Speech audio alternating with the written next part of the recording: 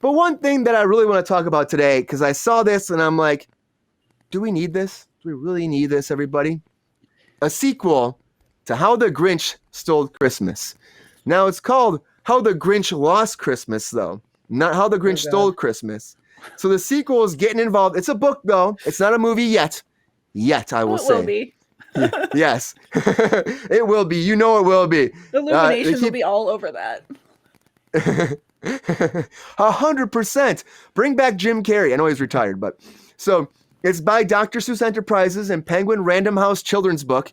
And so The Grinch Lost Christmas, it's written by a couple people that actually worked on the original Dr. Seuss stuff. They did several things, especially called If I Ran Your School and I Am the Cat in the Hat. They worked on those.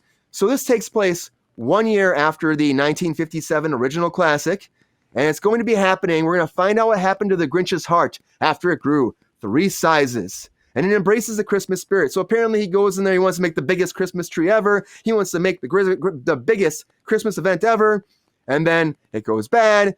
He gets mad. And Cindy Lou Who has to reaffirm that he's a good person and bring back the Christmas spirit. So, I mean, didn't this already happen in the original Grinch? So why do we have to see like a year later to see how he's doing and then have him kind of revert back and then go back and then make a bigger Christmas? I don't know if this is a necessary thing. Sabrina, you hear about this. You think this is a good thing to make a sequel to The Grinch, and do you think this is something that's necessary? I think it's highly unnecessary. I think it's a very good ending. He was an evil fuck, and then he turned good and loves Christmas. Like, what else do we need to know, honestly? And if you're going to liken it to something, I'm going to jump out on a limb here and liken it to Spirited. Because Ryan Reynolds had to convince Will Ferrell that he was still a good person and not Scrooge anymore. So I feel like it's been done and it doesn't need to be done again. And also, I look forward to reading it in the halls of Congress one day. That's all I'm going to say about that. I think we should just leave that alone, please. And thank you. They don't want to leave it alone, though. They love doing this kind of stuff.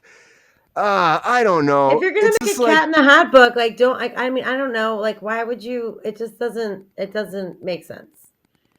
They just did a Grinch murder movie. Like, are they trying to liken the Grinch again? They're like, oh, don't think about that. Like, let's just think about how much he loves Christmas, and then he doubts himself, like everyone else does, because they're people have feelings and they doubt themselves. It's like, just stop. It's enough. It's been almost 70 years. Like, I think we're good. Yeah. But is it one of those things though? Like Rachel, is it one of those things like Sabrina's saying where it's like there's damage control now because this Grinch movie came out that's making the Grinch look bad, and so like we gotta make them look better. We gotta make the Grinch look better and bring them back into this positive light for the world. What do you think about that? I don't even recall a gritty Grinch movie coming out. Like that would be the sequel I'd be more here for. Is like the Grinch goes bad again. His heart shrunk. He's just a bastard living up in a mountain again with his dog. Like, that's the only sequel I need. Yeah. Did you hear about Did you hear about the murdering horror one they brought out? I didn't. They brought a horror one out over the holidays, and the Grinch is like it's called the mean one. It's called because they can't actually say the Grinch. So the mean one, and it was like Cindy, you know who, and it was in you know Whoville or something like that. Which, by the way, that's the song, the mean one, Mr. Grinch. Like very on the nose. Very on the nose. But the Grinch was like going and murdering all the Whoville people, just going there and murdering them. So, and I never saw it, but it was very close to looking like Jim Carrey's Grinch. Very, very, very not good. Yeah, it didn't look good. It did not. I don't know if that's necessarily their motivation because it was such like a little blip on the radar. Like, I don't even think anyone noticed it happening. Yeah. So I think they're just trying to cash in. Yeah. Do you think that's what it is? Think they're trying to cash in on this franchise, Rachel? They just want to keep making more money. That Illumination Grinch was one of the worst pieces of shit I've ever seen. So they made that, and they're cashing in on that really hard, and they're just gonna keep. As long as it's going to sell, they're going to keep doing it. It doesn't cost them anything to make a new Grinch, so why not? For them. Yeah. And that Illumination one was like Benedict Cumberbatch was the Grinch, which I was like, Benedict Cumberbatch, out of all the people you could choose, which he's a great actor, but it just seemed very weird to me. And I saw it and I was like, oh, okay, all right, guys, like we should have left it alone. Even the Jim Carrey one was really odd. I still like it, but it's very odd just stick with the original. Like, it's done. We made it good. Why we got to keep rebooting stuff? I don't understand it. Cash cow. That's why. I would rather watch another freaking what's Spirited based on? Spirited was like Carol. Ebenezer Scrooge. Yeah, Christmas Carol. I'd Muppets, rather see Muppets nailed it out of the park. We never need another Christmas Carol ever again. Muppets. I'm Muppets saying they reboot that every 5 minutes. Like, I would rather see another one of those pieces of shit than another Grinch fucking movie, and that is saying literally nothing because it's like it's been done so many times. Like the books and the cartoons and then the real I mean, it's just stop. We don't need another take on A Christmas Carol. We get it. If you're gonna give me a Grinch sequel, make it a sequel to the Jim Carrey one, and we can see a love story between Martha May and the Grinch. That would be good. Martha May retired, was you an guys. icon. He retired. He Daniel Day-Lewis'd us, so we cannot have that sequel, unfortunately. He's retired Put until someone he's else not in the retired. Grinch makeup. Yeah, but they couldn't be the Jim Carrey Grinch, though. That's for sure. Because Jim Carrey is so Jim Carrey in that, you know, we'll just wait for him to come out of retirement in 5 minutes, and then he'll do it. It's fine. I mean, maybe if Ron Howard does it. Rachel, listen, I'm gonna need you to produce this because it sounds like an amazing idea. Let's get this going. Let's do it. Maybe if Ron Howard does it, he'd come back and do it. You never know. I don't know, but I just don't think. Did Ron Howard do the original one? He did the movie with Jim Carrey. He did the Jim Carrey one. He did. Yeah. Oh yeah. That was Ron Howard. Oh yeah. Well, they have I love that it's still at Universal, like the big like setting is still at Universal Studios here in Hollywood. If you do the backlot tour, they have like a huge part of Whoville still there. It's pretty cool to see. I think they're demolishing it or have demolished it last year. Womp womp womp. Yeah. What's next? They read that The War of the Worlds playing too? Right. I mean, they only have so much room there. I mean, Super Nintendo World just opened. They took out a bunch of sound stages for that. They pulled out stages, yeah. And you know what's fucked up? They sell a power bracelet to go around Super Nintendo World for $40 a pop, and you can collect fake coins while you're in Nintendo World. And what can you use the coins for? Nothing. Nothing.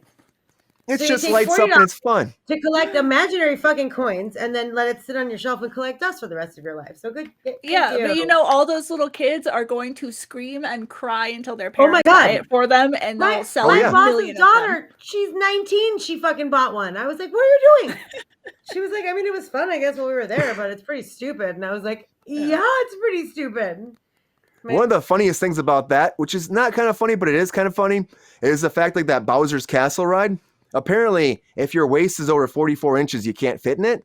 And like, apparently the majority of like America's waist is like 43, 44, apparently like the average, apparently. So like a lot of people won't be able to ride that ride. Now, that's a apparently really that was big problem at Universal. A lot of their rides have really slender expectations for America. Slender expectations. I love that. That was put very well.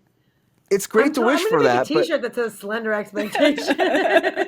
But it's also like that ride doesn't need to be moving up and down and stuff. How do you not like account for this? You know, it's on a track. It runs around inside a building. It's a 3D motion ride, which you know they do everywhere. Transformers is like that. The Spider-Man ride in Florida is like that, which I freaking love. The Spider-Man one. Look at the it's size my favorite. of plane seats. It's all ridiculous. You know what I mean? Yeah, I don't understand why they wouldn't account for that. I mean, I don't even care if you're a small person, like a plane seat is still small. If you're a small person, like a roller coaster seat is too small. They push that thing so far that your uterus is coming out. Like it's like just like let's make it safe and normal for people to fit. But I'm sorry, it's like that's what it feels like. That's what they push down on. It hurts. Yeah. But like whatever. Like it's not comfortable for anyone. So like, can you at least make it work for people? Like it's just I don't know. It just doesn't seem fair or I mean, I don't know. It seems so stupid. Like you're gonna get on a plane and go for 13 hours. Like maybe you'd like to like move your elbow or like lean back in your seat and not. It's all about the dollars, Sabrina. In front of you. Like, they don't care absurd. about comfortability. Yeah, it's all about money. It's worse than a Greyhound anymore. It's worse than a bus. For the amount of money you're fucking spending though to build this brand new Super Mario World, like you could have just like done a little bit better. Like it, you know what I mean? It's a brand new thing that you just created. You know what I mean? Like it's not like you have to amend anything or fix or like, make things differently. You just created this right now. Like do it with the mind of people. Probably happened is they were trying to be cheap. And they just took the ride vehicle that they built for the Universal Japan and just brought it over here. That's what And I the Asian think. market I is bet you're right. smaller than the Very, American very much market. smaller. You're right. Very So much they just smaller, took the same. generally They're speaking. having the same problem with the Tron ride at Walt Disney World, is that certain people aren't able to ride it because of size restrictions. Really? They just It's took not the one good. that they built in Shanghai and brought it over. Yeah, it's not good planning. It's not great. I mean, It's going to cause a lot of people to be upset, especially people that are pass holders too. So aren't there like physicists involved in like the dynamics of a roller coaster situation? Like, wouldn't you think apparently not. of that issue? You would And if think. it just happened in Disney, like, wouldn't Universal be like, oh, hey, let's learn a lesson? No, definitely not. It's a big Universal issue. has been like that for a long time. But you know, the Grinch, I want to go back to the Grinch for a second. The Grinch, you know, they might be doing this kind of stuff because they have to hold on to the rights.